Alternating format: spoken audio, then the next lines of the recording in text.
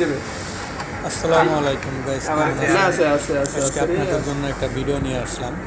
মেশিনটা আসলে আধুনিক একটা মেশিন কি দেখানোর জন্য ভিডিওটা করা হয়েছে। আসলে আমরা অনেকে জানি না মেশিনটা কি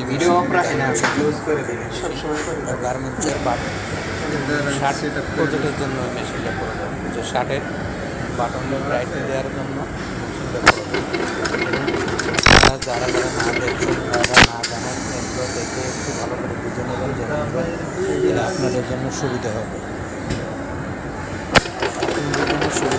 এগুলো প্রায় দিতে আমাকে অনেকেই অনেক সময় বাইরে জিজ্ঞেস করে, কিন্তু অনেকে আমরা দেখলেও